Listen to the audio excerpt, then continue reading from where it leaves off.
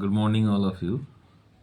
আজকে অনেক দিন পরে ইউটিউবে ভিডিও আসছে।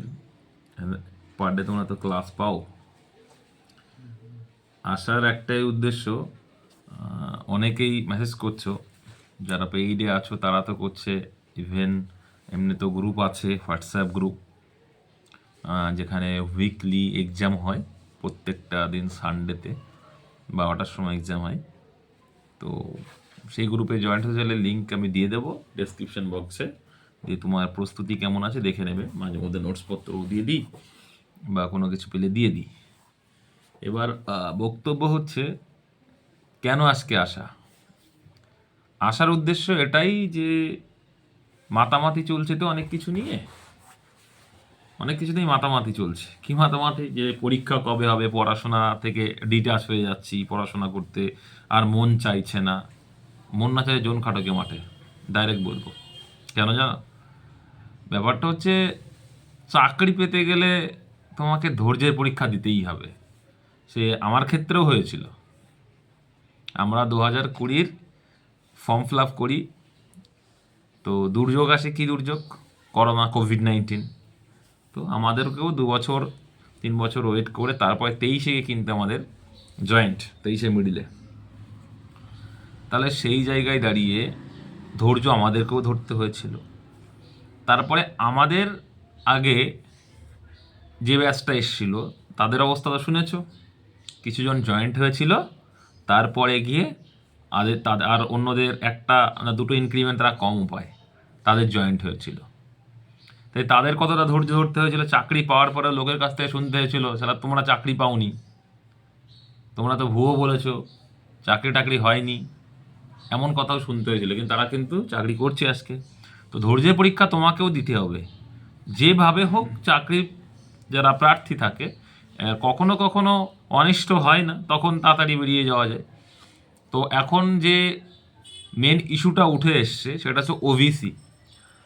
সত্যি বলতে ওবিসি কেসটা না মিটলেও কিন্তু তোমার হবে না, পরীক্ষা হওয়ার সম্ভাবনাটা খুবই কম। আর বলে দিই যে ওবিসি কেস মেটার সাথে সাথে কি এক্সাম হবে? হ্যাঁ, ওবিসি কেট যদি আজ মনে করো আজ মিটে যায়, 1 মাসের ভিতরে পরীক্ষা হয়ে যাবে, আমি বলে দিচ্ছি। কারণ পিআরবি একটা সংস্থা, সে কখনো চাইবে না যে আমার কোনো কিছু পেন্ডিং থাকুক। কেউ কখনো চায় না যে তার আমার কাজটাকে পেন্ডিং রাখুক। তো কেউ কখনো চাইবে না যে পেন্ডিং থাকুক, আমার কাজটা পেন্ডিং থাকুক। তো পিআরবিও কিন্তু রেডি আছে, জাস্ট অর্ডার আসবে, ওরা কিন্তু ধার করে কাজটা চালিয়ে দেবে। ঠিক আছে, ওবিসি কেসটার ওপরে অনেক কিছু নির্ভর করছে। ইউনিভার্সিটির দের সমস্যা হচ্ছে, যারা ভ্যাকান্সি থাকে না বিভিন্ন রকম ক্যাটাগরিতে, ভর্তির ক্ষেত্রে, আরও অন্য ক্ষেত্রেও মেডিকেল ইস্যুতেও সমস্যা হচ্ছে। তো সব ক্ষেত্রেই কিন্তু সমস্যা হচ্ছে, সমস্যা ফেস সবার করতে হচ্ছে। ডব্লিউপি বলো, টিএসসি বলো, প্রত্যেকটা এক্সামে কিন্তু ডব্লিউবিসিএস পরীক্ষা পিছিয়ে গেল, তাই না? Due to OBC case. কারণ ওবিসি এই ইস্যুটা ছোট ইস্যু নয়, অনেক বড় ইস্যু। কেন বলি? কারণ ওবিসিতে তো অনেকে তো আবার বলছে সর্বনাশ, সব শেষ হয়ে গেল। এইসব কি কথা? কেন সর্বনাশের কি আছে? ওবিসি কেস কি মিটবে না সারা জীবনের? যার উৎপত্তি আছে, ধ্বংস আছে, সবাই জানো। তো কেস যখন উঠেছে তার নিষ্পত্তি হবেই। সেই জন্য লেট হচ্ছে। ঠিক আছে, লড়ছে 1/2 ঘন্টা ধরে একটা কেস লড়েছে, অনেক সুপ্রিম কোর্টে। বোঝো তার মহত্বটা, বোঝো। এবার ওবিসি কেসটা ছোট ইস্যু নয়, এটা অনেক বিষয় রয়েছে এর মধ্যে। সেইগুলো কয়জন জানে, সেইগুলো কয়জন বলে? তো ওইটা ভুলে গিয়ে পড়াশোনাতে মন দাও। কারণ ওবিসি কেস মিটে গেলে কিন্তু তখন টাইম আর পাবে না। ট্রেন একবার স্টার্ট হলে কিন্তু আর থামবে না। আমি এটাও বারে বারে বলি যে যারা বিশেষ করে কলকাতা পুলিশের ক্ষেত্রে যদি বলি, তুমি যদি ভাবো যে এত টাইম পাচ্ছে প্রিলিমসে, মেনে টাইম পাবে, নো ব্রাদার, টাইম পাবে না। রানেও টাইম পাবে না, টাইম দেবে না। কারণ রিক্রুটমেন্ট তাড়াতাড়ি করাতে হবে, তখন চিন্তা ভাবনা চলাবে, রিক্রুটমেন্ট তাড়াতাড়ি হবে। ঠিক আছে, এটা মাথায় রাখবে। আবার নিউ ভ্যাকান্সি, যারা নতুন একদম, যে পরে আর ভ্যাকান্সি আসবে কিনা, অবশ্যই ভ্যাকান্সি আসবে। এই কেসগুলো মিটে গেলে, এই রিক্রুটমেন্টগুলো হয়ে গেলেই এক্সাইজের এসআইটা আসার সম্ভাবনা সব থেকে বেশি আগে। ঠিক আছে, আবার ভ্যাকান্সি সব কিছু যদি আছে, তোমরা দেখেছো যে একজন করেছিল, আরটিআই করেছিল সম্ভবত, বা ও কিন্তু দেখে ওখানে কিন্তু ভ্যাকান্সির কথা উল্লেখ আছে। তো ভ্যাকান্সি অবশ্যই দরকার। কলকাতা পুলিশেও ভ্যাকান্সি আবার বেরোবে। কেন জানো তো? কলকাতা পুলিশের না এখন স্প্লিট হয়ে অনেকগুলো থানা তৈরি হয়েছে নতুন নতুন। তো ফোর্স দরকার। তো সেই জন্য পড়াশোনা থেমে থাকলে লস তোমারই। তুমি যদি ভাবো যে আমি আজকে পড়াশোনা কম করব, কিন্তু আরেকজন কিন্তু ঠিক পড়াশোনা করে যাচ্ছে, লস আখিরে তোমারই। কেউ থেমে থাকবে না। জীবন গড়ার লক্ষ্যে তো প্যাশনেবল হতে হবে, ধৈর্য ধরতে হবে। ধৈর্য ছাড়া কিন্তু ইউ ক্যান নট, কিছু করতে পারবে না অ্যাকচুয়ালি তুমি। তো ধৈর্যটা রাখতে হবে। আর পড়াশোনা থেকে ডিটাচ যদি হয়ে যাও তো লস কার? তোমার লস। সারা জীবনের একটা বিষয় নিয়ে তুমি চলছো, সেই জায়গাতে তুমি আহ, ধৈর্য রাখছো না, প্যাশন রাখছো না, তাহলে তুমি বাড়িতে থেকে বাইরে কাজ করতে চলে যাও বা অন্য কাজ করো। চাকরি বাকরি করতে হবে না তো। ঠিক আছে, হ্যাঁ সমস্যা আছে, এটা আমাদের মেনে নিতে হবে যে অনেক দিন হলো অনেক এক্সামই হচ্ছে না। আমি কোনো কিছুটা ইন্ডিকেট করতে চাইছি না, হ্যাঁ অনেক এক্সামই হচ্ছে না এদেশে বা রাজ্যে, যেখানেই হোক না কেন, সেটা আমি কোনো কিছু বলতে চাইছি না। এবার এই জন্যই বলছি যে কাউকে ইন্ডিকেট তো করবো না। তো পড়াশোনাটা নিজেদেরকে করতে হবে ভাই, গরিবের ছেলে। হ্যাঁ কিছু ক্ষেত্রে কাজ করতে হবে, কি করা যাবে। হ্যাঁ আমার যদি ফাইন্যান্সিয়াল প্রবলেমটা অতিরিক্ত হয়, হ্যাঁ আমার টুকটাক কাজও করতে হবে। কত কত মানুষই আছে যারা কি অনেক মেহনত করে চাকরি করে, যেন আমার এখানে আমার পেইড ব্যাচে যে অনেক ছেলেপিলে যারা পড়ছে, হ্যাঁ অনেক ছেলেপিলে আছে যারা কি কাজ করছে। একটা ছেলের নাম বলছি, অর্ণব বলে একটা ছেলে, ও সারাদিন কাজ করে, কিন্তু ওকে আমি দেখি যে হচ্ছে রাত্রে ঠিক পড়াশোনা করছে। প্রত্যেকটা কাজ, যা কাজ দিই আমি পার ডে প্রচুর কাজ দিই, ম্যাথ পার ডে করতে, পার ডে ম্যাথ থাকেই, আর উইকলি 3টে পরীক্ষা নিই, এটা সবাই জানে। যারা মনে করছো যে হ্যাঁ, তবে আমি এখন বিগিনার যারা আছো, একদম বিগিনিং, যে একদম কিচ্ছু জানো না, আপাতত তাদের কিন্তু কোনো প্রকার আমি অ্যাডমিশন নিচ্ছি না। ডিউ টু, দেখো আমি এখন, এবার আমি যদি প্রত্যেক দিন প্রচুর কাজ দিচ্ছি, মনে করো পার ডে ম্যাথ থাকবেই, ম্যাথ প্র্যাকটিস থাকে পার ডে, ইংলিশ থাকছে। এবার যে নতুন, তাকে তো প্রথম থেকে হাত ধরে ধরে শেখাতে হবে। তার জন্য কি একদম বিগিনিং বিগিনিং যারা আছে, মানে বিগিনার্স, তার জন্য আপাতত অফ আছে, নিচ্ছি না। কারণ আমার ওই 14 ঘন্টা ব্যাচ নেই। আমি ভাই একটা চাকরি করি, হ্যাঁ পুলিশের যে চাকরি করি, সো সেক্ষেত্রে আমার টাইম হয়ে উঠবে না। ঠিক আছে, যদিও আমি টাইম পাই, চেষ্টা করি যখনই টাইম পাই কাজ ফাজ করে দেওয়ার, কিন্তু তবুও এই মুহূর্তেও অন্তত আমি চাইছি যে আপকামিং রিক্রুটমেন্ট যেগুলো আছে, পরীক্ষা দিলেই পাশ করতে পারো এমনভাবে প্রেশার ক্রিয়েট করছি আমি বর্তমানে। আর যারা আছে তারা জানে, যারা তোমার বন্ধু বান্ধব যদি থেকে থাকে যে আমার গ্রুপে কেউ জয়েন্ট আছে, তার কাছে জিজ্ঞাসা করবে। ইভেন আমার গ্রুপে শুধু জয়েন্ট হবে না ভাই, পড়াশোনা করতে হবে, অ্যাক্টিভনেস থাকতে হবে, থাকলে তবেই তুমি আমার গ্রুপে থাকতে পারো, নতুবা কিন্তু তোমাকে রাখবো না আমি। এই নজিরও আছে, আমি 50 জনকে গ্রুপ থেকে রিমুভ করেছিলাম। কি কারণে? টাকা দেয়নি না। টাকা আমি বেশি নিই না, 100 টাকা করে নিই মাসে, বেশি নিই না। তো এটা বিষয় না, বিষয়টা হচ্ছে এটাই যে পড়াশোনা করতে হবে। সে আমার একটা উদাহরণ দিচ্ছি, জাস্ট ফর উদাহরণ দিচ্ছি, তুমি ভর্তি হও বা না হও এটা ডাজন্ট ম্যাটার। আমি জাস্ট এক্সাম্পল দিচ্ছি ভাই, যে তোমাকে পড়তে হবে, প্রেশার নিজেকে নিতে হবে। সে বা এমন কোনো গাইডেন্স নাও যে গাইডেন্স তোমাকে কি করছে, যে প্রেশার দিচ্ছে, পড়াশোনা করতে হবে, নিজের ভিতরে একটা উদ্যম জ্বালাতে হবে ভাই, একটা অগ্নিশিখা জ্বালাতে হবে। তবে গিয়ে পড়াশোনাটা টাইট রাখতে হবে, যে কি আজকে যদি আমার এক্সাম হয় বিকালে আমি আজকে পাশ করে দেখাবো, কালকে যদি এক্সাম আমি কালকে পাশ করার ক্ষমতা রাখবো। নিজেকে কোশ্চেন করে দেখো যে তুমি পরীক্ষা দিচ্ছ, তোমার 60+ নাম্বার আসছে কিনা, আজকে আসছে? তুমি সে বুঝ ভাবছো কি করে? তুমি নিজেকে নিজেকে কি করে ভাবছো যে কি পরীক্ষা আগে হলে ভালো হতো, লেট হচ্ছে কেন, এসব কেন ভাবনা আসছে? তোমার প্রস্তুতি ঠিক আছে? তোমার যদি বলা হয় যে একটা এক্সাম আছে ডব্লিউবিতে, পরীক্ষা দেওয়ার পরে তুমি চাকরি পাবে, সেটা বলতে পারবে? যে যে আমার যে ভ্যাকান্সি 5টা থাকে, 5টার ভিতরে আমার একটা সিট আমার, বলতে পারবে? সেই হিম্মত আছে?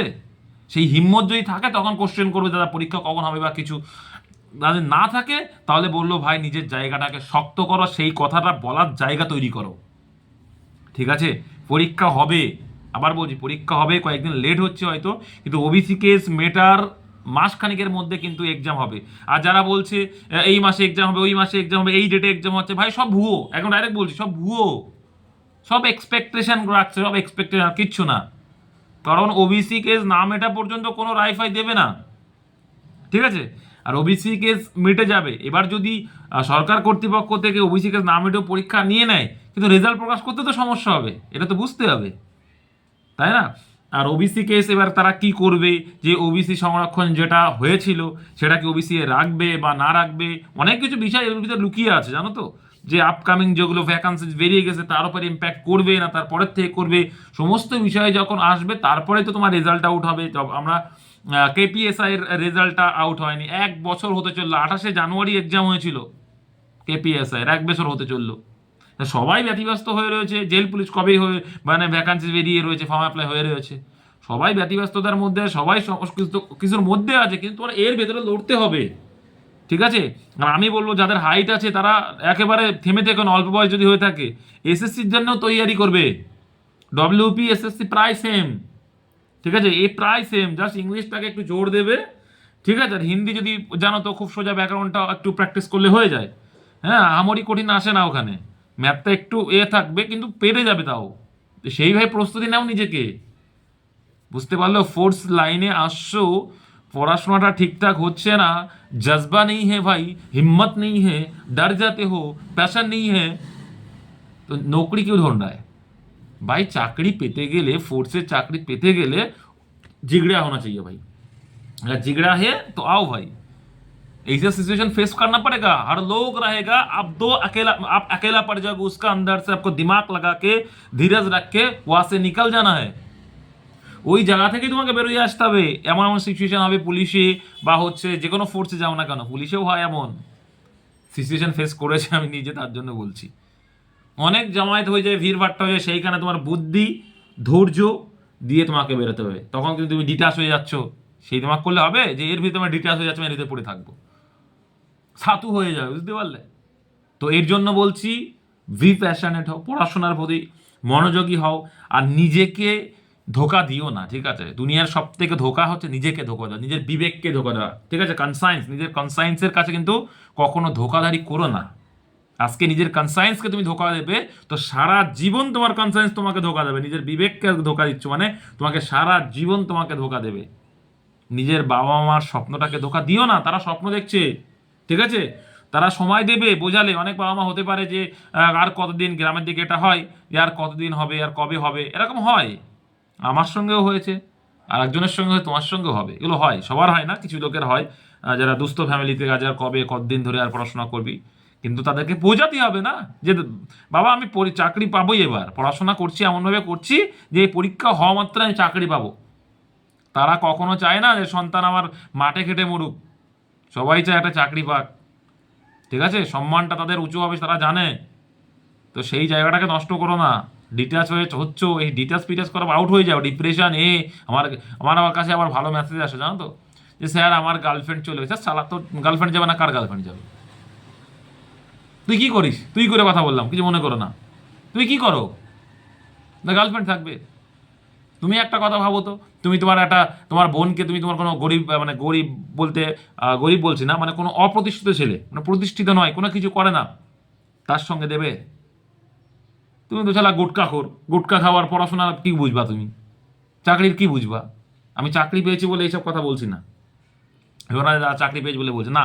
আমি এইটাই, নেগেটিভ জিনিস কখনো নেবে না। এই আমি যে কথাগুলো বলছি সেই নেগেটিভটা বের করবে, সমালোচনা করবে, ওরকম করার দরকার নেই। পজিটিভটা নাও, যেটা বলতে চাইছি পজিটিভটা নাও, দিমাগে ঢোকাও, পড়াশোনা করো, স্ট্রেট থাকো, কোনো কারোর কথা শোনার দরকার নেই। সালা পরীক্ষা হবে ঠিক আমি জানিয়ে দেবো, ডেট জানলে ঠিক আমি জানিয়ে দেবো, ঠিক আছে? আর গ্রুপে না থাকলে হোয়াটসঅ্যাপ গ্রুপ লিঙ্ক দেওয়া আছে, জেনারেল গ্রুপে যুক্ত হয়ে যায় ফ্রিতে, পার সপ্তাহে রবিবার প্র্যাকটিস সেট পাবে একটা করে, ঠিক আছে? এটা মাথায় রাখবে। পড়াশোনা করো, ঠিক আছে? আমি শুধু বলবো যে পড়াশোনা করো, কোনো ডিটাচ হওয়ার দরকার নেই। আর যদি মনে হয় যে দাদার সঙ্গে, হ্যাঁ, তবে আবার বলছি ভাই, বিগিনার্সদের জন্য না, পরীক্ষা কিছুদিন আসে, বেশি দিন আশা করি আর টাইম লাগবে না। হ্যাঁ, তো সেই জায়গাতে থেকে 2 মাস মনে করবে যে টাইম আছে, সেই হিসাবে তোমার যদি মনে হয় একদম বিগিনার্স দরকার নেই, একটু অঙ্ক বুঝতে পারলে আসবে, বা ইংলিশ একেবারে কাঁচা, ঠিক আছে, সেরকম তাও পারবে ইংলিশটার ক্ষেত্রে, কারণ ওখানে আমি যা বলে দিই নোট ডাউন করতে করতে অধিক প্র্যাকটিস করতে পারবে না তা না, বিগিনার্সরাও পারবে, কিন্তু অধিক প্র্যাকটিস করতে হবে, ঠিক আছে?